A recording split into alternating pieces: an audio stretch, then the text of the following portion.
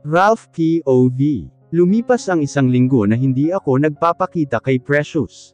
Nagtitext lang ako sa kung nasaan at ano ang ginagawa ko. At naiintindihan naman niya ako, dahil na rin sa mga sarili kong negosyo na kailangan asikasuhin. Maging ang negosyo ng pamilya ko, ay ako rin ang pinamamahala ni Papa, dahil ako ang panganay na anak. Nasa kolehiyo pa lang ang sumunod sa akin na kapatid ko. Ang bunso naman namin na si Jopony ay wala pang interest sa negosyo, kaya wala akong choice kung hindi tulungan si Papa sa pagpapatakbo ng aming mga negosyo sa Laguna. Are you out of your mind, Ralph? Ano ba ang nangyayari sa'yo? Totoo ba ang nababalitaan namin, na may nakakita sa'yo kasama ang anak ng isang magsasaka? Tanong ni Mama nang ipatawag niya ako sa library para kausapin kasama si Papa. Ma, no. Iho, just answer me. Yes or no? Mataas na ang boses nito nang tanungin ako muli. Napatingin naman ako kay Papa na kasalukuyang nakaupo sa swivel chair, at nakahawak ang isa nitong kamay sa batok. I will explain, Ma. Yes, lumalabas kami ni Precious. Anak siya ni Mang Elias. Isa siya sa tinulungan natin para maayos ang lupa nila. So, tell me, bakit kayo lumalabas na dalawa? Ang papa na niya ang nagtanong na sunod. Hindi ako agad nakasagot, at saglit kong tiningnan ang mga reaksyon ng mga magulang ko. Kapwa nakatitig ang mga ito sa akin. She's my girlfriend. Wala na akong balak maglihim pa sa mga magulang ko. Sooner or later, ay malalaman din naman ng mga ito ang tungkol sa amin ni Precious. At gusto ko na rin siyang ipakilala sa mga ito, bilang girlfriend ko, kaya mainam na malaman na ng mga magulang ko ang lahat. What? Exaggerated na pahayag ng kanyang mama. You really out of your mind, anak? Valeria, lower your voice. Malaki na ang anak natin, at alam na niya ang ginagawa niya. Nagulat ako sa naging sagot ni Papa. Hindi man ito lantarang sinabi na hindi ito sang-ayon sa relasyon namin ni Precious, pero ang isipin nito na may sarili siyang buhay, ay malaki ng bagay para sa akin. Alam kong mapakikiusapan ko siya na tulungan kami ni Precious, na kumbansihin si Mama na tanggapin nito si Precious bilang girlfriend ko. No matter what you say, hindi ako makakapayag na makipagrelasyon ka sa isang anak ng magsasaka, Ralph. Ano na lang ang sasabihin ng mga amiga ko, kapag nalaman nila na ang panganay kong anak ay may girlfriend na, hindi nito na ituloy ang sasabihin ng sawayin naman ito ni Papa. Valeria, your mouth. Mag-uusap muna kami ni Ralph. Iwan mo muna kaming dalawa. Utos nito kay Mama, at nagkairap itong lumabas ng library. Pagkasara ng pinto ay agad naman akong pinaupo ni Papa. Ralph anak, you know, our family is prominent when it comes to business in Laguna. At iyon ang iniisip ng mama mo. Maybe makaapekto ang pakikipagkaibigan mo sa anak ni Elias. Kaya sana hanggang maaga ay tapusin muna ang namamagitan sa inyo ni Precious. Matigas na pahayag nito sa akin na nagpabagsak ng aking mga balikat.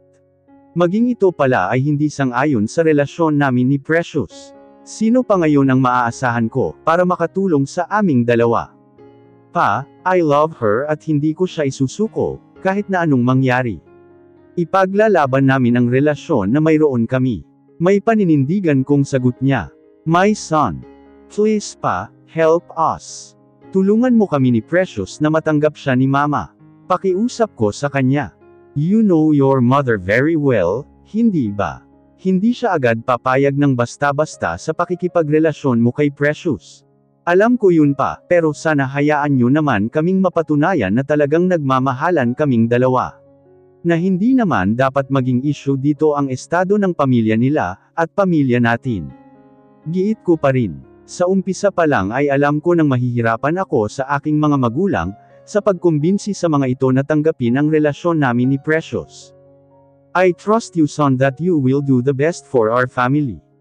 At tinapik pa ako ni Papa sa balikat, bago ito tuluyang umalis at iwan ako sa loob ng library. Nanatili akong nakatitig sa screen ng aking cellphone. Tinititigan ko ang picture namin ni Precious na magkasama. Paano ko siya may paglalaban sa aking mga magulang?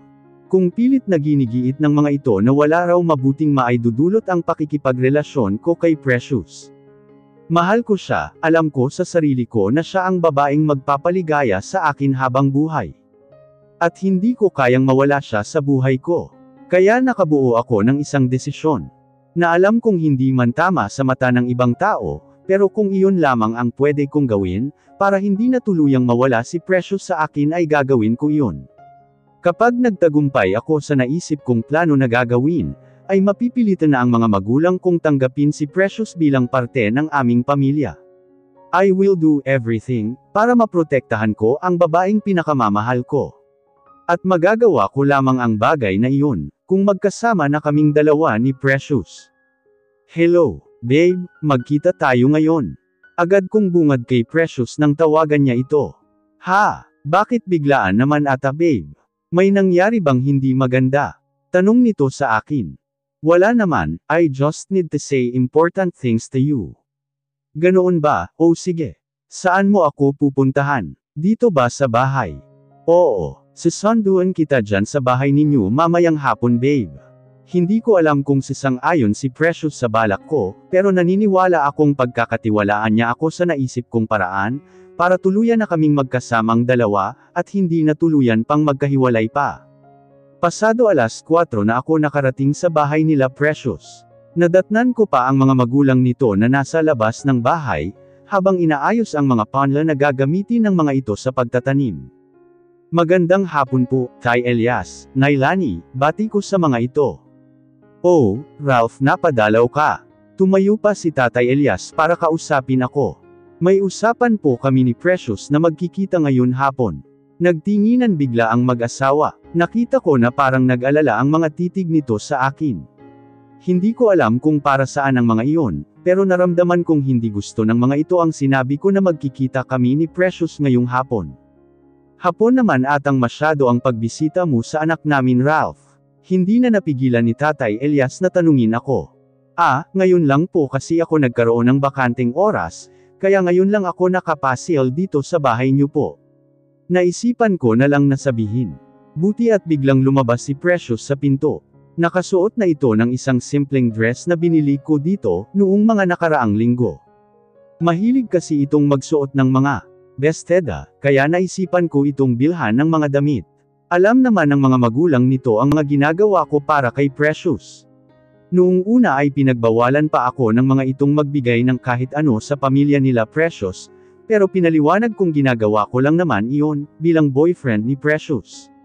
At lahat ng pwede kong maitulong sa pamilya ng babaeng mahal ko, ay gagawin ko ng buong puso. Babe, tawag ko kay Precious. Lumapit ito sa kanya, at saka itong umiti ng ubod ng tamis. Kanina ka pa ba dyan? Hindi naman babe. Ngumiti muli si Precious saka humarap sa mga magulang nito. Tay, naiaalis lang po kami saglit ni Ralph. Babalik na lang po kami agad. Paalam nito sa mga magulang. Tumungo na lang ang mga ito at saka nagbilin. Huwag kayong pagigabi sa daan at delikado. Iuwi mo ang anak namin ng ligtas Ralph. Bilin ni Tatay Elias sa akin. Nalulungkot man na masisira ko ang tiwala ng mga ito sa akin, pero buo na ang loob ko sa balak kong gawin. At sana ay maintindihan ako ni Precious, that I'm doing all of this just to make her mind. Nagulat si Precious nang biglang huminto ang kotse ni Ralph sa isang gilid ng daan. Ang alam niya mag-uusap lang silang dalawa, at may importante daw itong sasabihin sa kanya. Ralph, bakit bigla mong hininto ang sasakyan?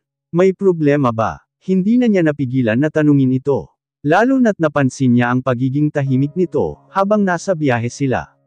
Hindi siya sanay na ganoon ito, kapag magkasama sila. Babe, bumaling na ito sa gawin niya.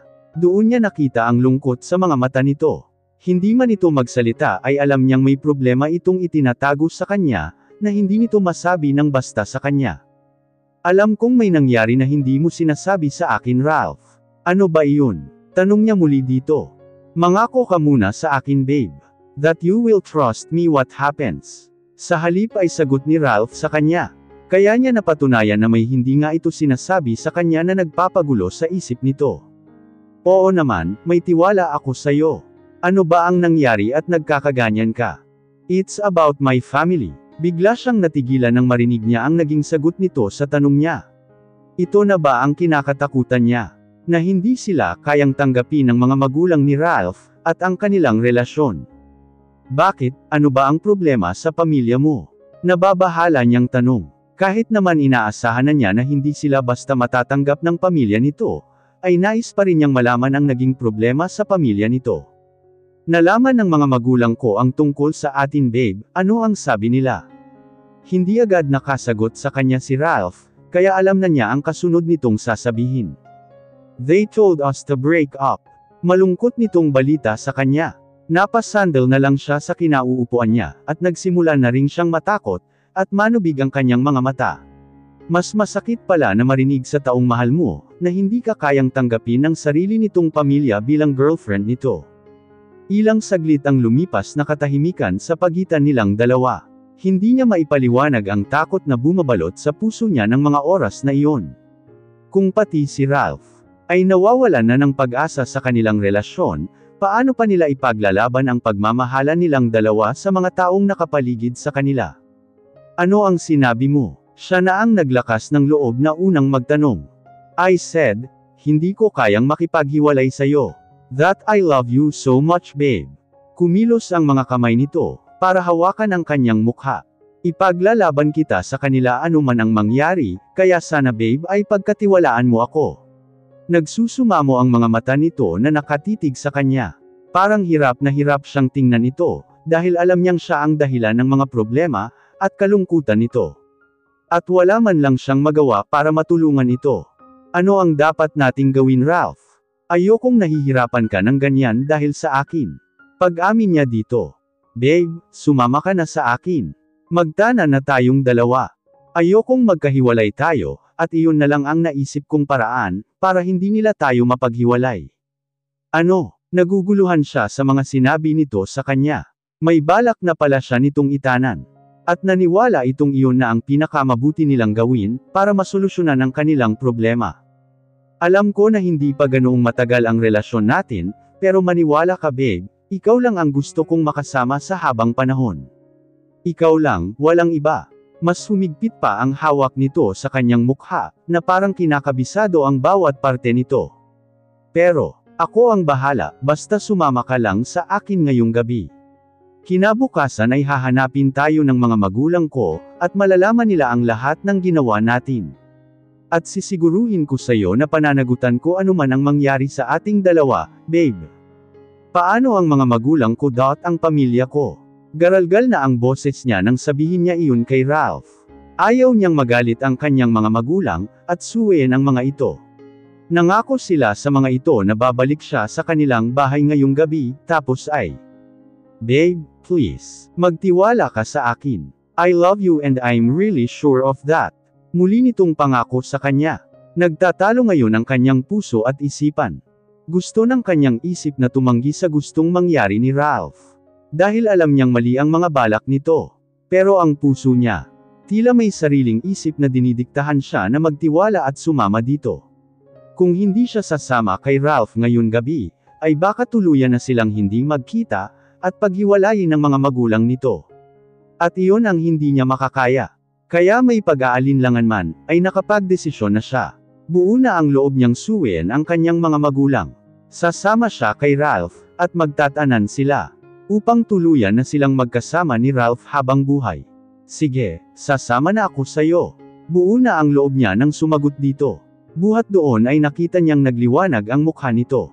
Na parang nakarinig ito ng isang pinakamagandang balita. Napangiti na lamang siya sa kinilos nito. Salamat babe, pangako ko sa'yo na magiging mabuti akong asawa sa'yo habang buhay. Buhat doon ay inilapit nito ang mukha nito sa kanyang labi, at hinalikan siya nito. Isang halik na alam niyang magiging kanya na habang buhay, kapag naging asawa na niya si Ralph. Magiging masaya na sila sa piling ng isa't isa sa wakas. At bubuo sila ng isang masayang pamilya. Nagdesisyon sila na magbiyahe patungong Manila. Doon muna sila hanggang hindi pa nalalaman ng mga pamilya nila ang lahat. May condo unit daw sa Quezon City si Ralph, kaya doon muna sila tutuloy. Pagkatapos nga ang ilang oras nilang biyahe mula Laguna, ay nakarating na sila sa Manila. Nanibago ang mga mata niya sa ingay, at makukulay na mga gusali pagtungtong nila ng syudad. Madalang lang kasi siyang makarating ng Manila, lalo na at wala naman siyang dapat puntahan doon. Minsan lang siyang naipasyal ni Raymond sa Pasig nang minsan itong magyaya, At may party itong pinuntahan pagkatapos, ay namasyal sila maghapon sa Pasig. Babe, nandito na tayo. Inihinto ni Ralph ang kotseng sinasakyan nila sa isang basement ng mataas na building, na hindi niya alam kung ilang floor. Tinanggal na nito ang nakasuot na seatbelt, kaya ginaya na rin niya ang ginawa nito. Nang unang matapos si Ralph sa ginagawa nito, ay bumaba na ito sa kotse at pinagbuksan siya ng pinto nito. Agad naman siyang napahawak sa kamay nito, para makababa siya ng maayos. Nang makalabas na siya ng sasakyan, ay sunod naman nitong kinuha ang mga binili nila na mga gamit sa isang mall, bago dumiretso sa condo unit nito. Nang makuha na nito sa backseat ang mga supot na pinamili nila, ay inilagay nito lahat sa isa nitong kamay ang mga dala nito, at saka nito kinuha ang isa niyang kamay, at hinawakan ng mahigpit. Ralph, bigla niyang natawag ito nang sumakay sila sa isang elevator papunta sa unit nito. Bakit babe? Nilingon siya nito kahit na magkadikit na ang kanilang mga katawan, dahil sa pagkakahawak nito sa kanya. Kinakabahan kasi ako, alangan niyang sabi kay Ralph. Babe, you have nothing to worry, okay? Nandito lang ako sa tabi mo, hindi kita iiwan. Ngayon pa na pumayag ka nang sumama sa akin. Nginitian siya ni Ralph, ngiti na alam niyang magpapanatag sa naguguluhan niyang damdamin. Pero sa kabila ng lahat ng kanyang pag-aalinlangan ang pagmamahal niya dito ang nanag sa puso't isipan niya. At wala siyang hindi makakayang gawin, para sa pagmamahalan nila ni Ralph. Ito ang buhay niya, ito ang nagbibigay sa kanya ng kaligayahan, na kahit kailan ay hindi niya naranasan sa kahit kaninong lalaki. Kaya alam niyang hindi niya pagsisisihan ang pagpayag niya na sumama dito, at makipagtanan. Tumapat sila sa isang gray color paint door nang matapos bumukas ang lift ng elevator na ginamit nila. Nakahawak pa rin si Ralph sa isa niyang kamay, habang siya naman ay nakapalupot ang isa niyang kamay sa matipuno nitong braso. Ralph, napahinto siya saglit, at agad naman siyang nilingon nito. Bakit babe? May problema ba? Gusto ko sanang tawagan sila tatay. Tiyak na nag-aalala na sila. Malungkot niyang pagtatapat dito. Hindi siya nagsisisi na sumama siya kay Ralph para magtanan, pero hindi lang talaga niya mapigilan na mag-alala sa kanyang pamilya, lalo na sa mga magulang niya na alam niyang nag-aalala na ang mga ito sa kanya. Sige babe, tawagan natin sila. Nakangiting sagot sa kanya ni Ralph, na ikinasaya niya. Buhat doon. Ay may kinuha itong susi sa pantalon na suot nito, kaya saglit na binitawan nito ang kanyang kamay. Ilang saglit nga ang lumipas, at nabuksan na nito ang unit na sinasabi nito sa kanya na pagmamay-ari nito. Pasok na tayo babe. Muli ay hinawakan ni Ralph ang kamay niya, at magkasabay silang pumasok sa loob. Pagpasok nila ay agad niyang nabungaran ang cute na sala, na may malaking flat screen TV sa nakahang sa wall. Napansin din niya ang dalawang pinto na magkatabi. At doon bigla sumilay ang kaba sa dibdib niya. Babe, kung gusto mong magpalit ng pantulog na damit, ay pumasok ka na sa kwarto para makagamit ka ng banyo. At iniabot sa kanya ni Ralph ang dalawang paper bag, na puno ng damit nilang dalawa na pinamili nila kanina. Alangan niya itong inabot, at sa kanya nilingon ang dalawang pinto ng kwarto. Alin kaya ang gagamitin niya sa dalawang kwarto na iyon? At nang mapansin ni Ralph na bigla siyang natigilan, kaya lumapit ito sa kanya, at saglit na iniwan ang mga pagkain na sinasali nito sa plato para sa hapunan nila. Babe, you can use the CR in that room, para makapagbihis ka. Itinuro nito sa kanya ang kwartong papasukan niya. Pagpasok niya sa kwarto, ay napansin niya agad ang king-sized bed, na nasa loob ng kwartong iyon. Doon kaya natutulog si Ralph, kapag lumuluwas ito ng Manila. Bigla siyang nakaramdam ng pamumula ng pisngi niya, nang maisip niya na matutulog siya ngayong gabi na kasama ito sa iisang kwarto.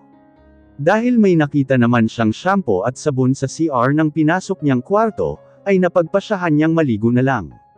Tutal ay naliligo naman talaga siya ng madalas sa gabi, presko kasi at masarap sa pakiramdam, kapag bagong paligo siya bago matulog. Isinuot niya ang isang maluwag na shirt na kulay peach, at malambot na trouser na sakto naman ang haba sa kanya. At nang matuyo na niya ang kanyang buhok, ay nagpasya na siyang lumabas ng kwarto. Pagkalabas niya ng pinto, ay agad niyang hinanap si Ralph. Nakita niyang patapos na itong maghain ng kanilang pagkain, at agad siyang nilingon nito nang maramdaman nitong nakalabas na siya ng kwarto. Babe, tawag nito sa kanyang pangalan. Nakangiti ito sa kanya, at tila masayang masaya ang aura nito, nang makita niya si Ralph. Pasensya ka na Ralph, hindi na kita natulungang maghanda ng hapunan natin. Ngayon lang ako natapos. Ang tinutukoy niya ay ang paliligo niyang ginawa. It's okay babe, masaya akong gawin ang mga ito para sa'yo. Salamat babe, let's eat. Pagkakain saka tayo tumawag sa mga magulang mo. Pagbibigay alam nito sa kanya. Kahit may kaba at takot siyang nararamdaman sa tuwing samasagi sa isip niya, kung ano ang maaaring sabihin sa kanya ng kanyang mga magulang, ay tatanggapin na lamang niya ang buo galit ng mga ito. Ang mahalaga ay malaman ng mga ito, na nasa mabuti siyang kalagayan. Naging magana ang pagkain nilang dalawa. Palibhasa ay iyon ang unang beses na magkasabay silang kumain ng hapunan. Dati kasi ay nagmamadali silang umalis sa rest house ni Ralph, bago maghapon, at kailangan niyang magpahatid dito, para lang hindi mahalata ng mga magulang niya ang tinatago nilang relasyon na dalawa. Pagkaligpit nila ng kanilang pinagkainan, ay niyaya na siya ni Ralph na pumasok sa kwartong pinanggalingan niya kanina, at pinagsalikop pa nito ang mga daliri ang kanilang mga kamay. Babe, ano ang sasabihin mo kila Tatay Elias, kapag tinawagan mo na sila? May pag-aalalang tanong ni Ralph sa kanya. Alam naman niyang nag-aalala ito sa maaaring sabihin sa kanya ng mga magulang niya pagkatapos, na malaman ng mga ito ang ginawa niyang pagsama dito. Sasabihin ko sa kanila ang totoo babe.na sumama na ako sa iyo dito sa Manila. Dahil ayokong magkahiwalay tayong dalawa. Hinawakan saglit ni Ralph ang isa niyang kamay. Wala kamo silang dapat na ikatakot babe, hindi kita pababayaan. At hindi ako papayag na hindi kita pakasalan pagbalik natin ng Laguna. Paniniguro ni Ralph sa kanya na nakatulong naman, upang maibsan ang kabang nararamdaman niya. Nagpaalam saglit si Ralph sa kanya, na maliligaw saglit habang tinawagan niya ang kanyang mga magulang. Hinayaan muna siya nito na makausap ng sarilinan ang mga ito, bago kausapin ni Ralph ang kanyang mga magulang. Tinawagan niya ang number ni Isa, dahil ito naman ang kasama ng kanyang mga magulang sa bahay. Ang kuya naman niya ay malayo ang bahay sa mga ito. Nakadalawang dialed siya sa number ni Isa, bago nito sagutin ang tawag niya. Hello, Ate Isa. Ate Precious, nasaan ka na ba? Hinahanap ka na nila tatay at nanay. Dama niya agad ang pag-aalala sa tinig ng boses ng kanyang kapatid, na nagdulot sa kanya ng kalungkutan. Isa, pakisabi kila tatay at nanay na magkasama na kami ngayon ni Ralph, sumama na ako sa kanya dito sa Manila. At pagbalik namin dyan sa Laguna, ay aayusin namin ang namagitan sa amin ni Ralph. May pagtitiyak niyang saad kay Isa. Saglit na hindi sumagot ang kapatid niya sa kabilang linya, marahil ay nagulat ito sa sinabi niyang dahilan, kung bakit hanggang ngayon at hindi pa rin siya umuwi ng bahay. Ate, sigurado ka na ba sa desisyon mo na yan? Paniniguro nito sa kanya.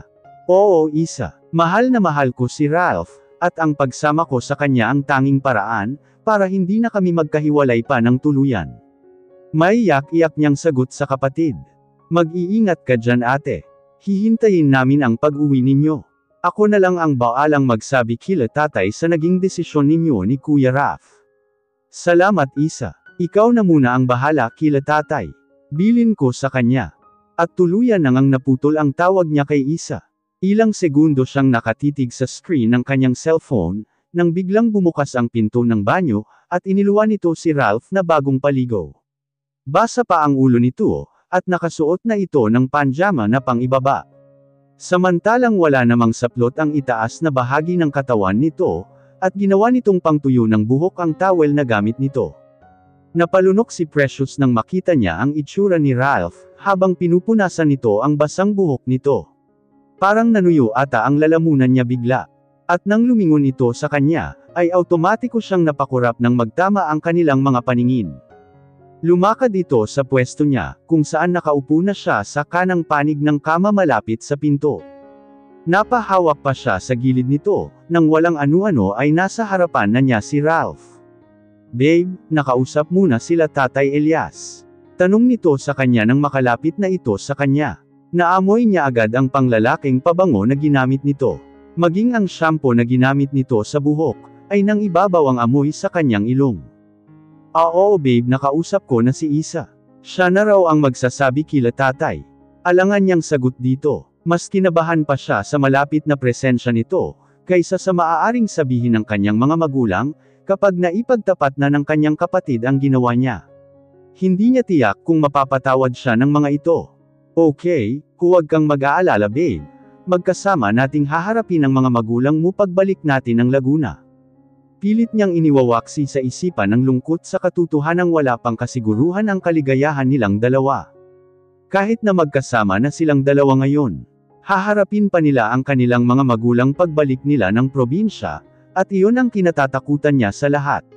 Nagbalik lang ulit ang kanyang diwa sa kasalukuyan, nang maramdaman niyang gumalaw ang kama sa gilid niya. At nang lingunin niya ang lumubog na parte ng kama, ay nakita niyang nasa tabi na niya si Ralph. Inilagay nito sa ibabang bahagi ng kama ang ginamit nitong towel. At ngayon ay diretso itong nakatitig sa kanya. Precious, tawag nito sa pangalan niya. Kinabahan siya bigla sa pagkarinig niya sa boses nito. Parang may dala itong kung anong pakiramdam sa kanya, at bigla ay napatulala siya sa harap nito. Sinalubong niya ang malamlam nitong mga titig sa kanya. Pagkatapos ay hinawakan nito ang kanyang pisngi, at banayad na hinaplos. Kita niya sa mga mata nito ang ningning, at kakaibang emosyon na hindi niya maipaliwanag. Ralph, balik niyang tawag sa pangalan nito. Malambing ring niyang tinitigan ito na parang ayaw niyang mawala ito sa kanyang paningin, kahit na isang segundo man lang. I love you babe. Malambing nitong saad sa kanya. Nagtubig ang mga mata niya, at hindi niya napigilan ang kanyang emosyon na ipakita kay Ralph, kung gaano rin niya ito kamahal. Ilang saglit lang at masuyo siyang hinawakan nito sa batok, para elapit ang labi niya at halikan. Isang halik na nagdulot sa kanya, upang maramdaman ang biglang pag-init ng kapaligiran, kahit na ang buong kwarto ay nalalamigan ng aircon.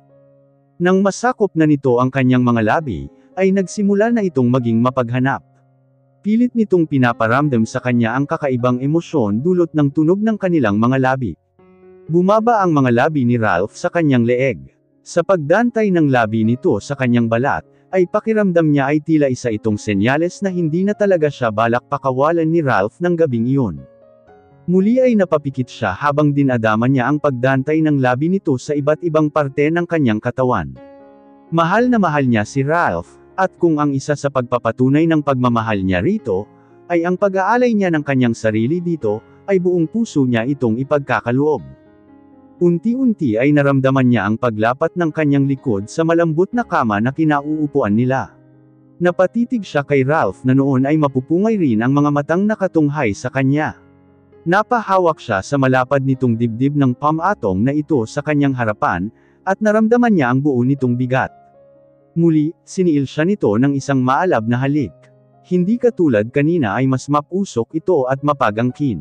Halos mangapal ang kanyang mga labi, dahil sa puwersa ng halik na ginagawad sa kanya nito, at tila para itong sabik na sabik sa kanya. Nang maramdaman niyang kumilos ang mga kamay nito, para haplasan ang kanyang balat, ay saglit siyang napasinghap. May kakaibang init muli ang sumiklab sa pakiramdam niya nang gawin iyon ni Ralph sa kanya na hindi tumitigil ang paghalik sa kanyang mga labi. Naging mabilis ang mga kilos ni Ralph, at agad niyang napansin ang naisa-isa nitong hinuhubad ang suot niyang mga damit, hanggang sa ang naiwan na lang ay ang kanyang pangloob. Nakaramdam pa siya ng hiya, dahil sa nakita niyang itsura ni Ralph. Habang titig na titig ito sa kanyang katawan.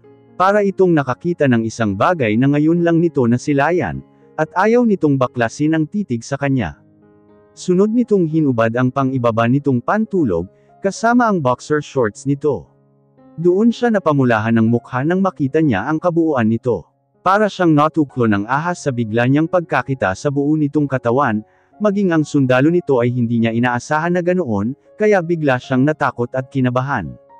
Muli siyang niyakap ni Ralph, at bahagya siyang napabulong. Dahil doon, unti-unti ay kumilos muli si Ralph upang ipagpatuloy ang naudlot nitong ginagawa sa kanya kanina. Pero sa pagkakataon iyon, ay mas lalo siyang hindi mapakali, dahil ramdam na niya ang kagustuhan nito sa kanilang mga sarili. Itinabi nitong lalo sa kanya, at naramdaman din niyang damante ito da kanya, upang ipadama sa kanya ang kakaibang init na dala ng paglalambing nito sa kanya. At nagtagumpay si Ralph, dahil halos ayaw na niyang huminga nang hindi niya napapansin. Iyon ang unang beses na maranasan niya ang ganoong bagay kasama si Ralph. Hindi nagtagal ay nahubad na ni Ralph ang natitira niyang suot. Wala pa rin itong tigil sa paghalik sa labi niya, at sa buo niyang katawan. Maging ang kanyang harap ay halos sumakit ng panggigilan nito. Wala itong lubay sa paghalik sa kanyang malulusog na bulkan, habang ang isa nitong kamay ay abala sa pagmolde ng isa niyang harap.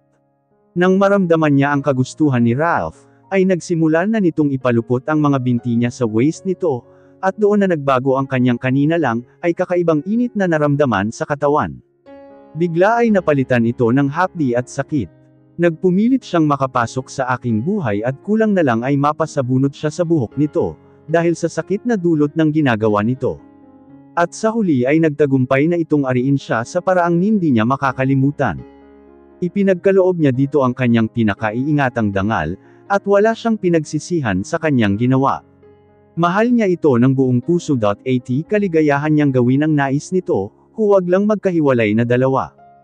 Puno ng ingay ang loob ng silid na kinaroroonan nila ng mga sandaling iyon. Paulit-ulit siyang nilambing ni Ralph ng gabing iyon, at buong puso naman niyang ipinagkakalob ang sarili dito, habang pareho nilang dinadama ang pagmamahal nila sa isa't isa.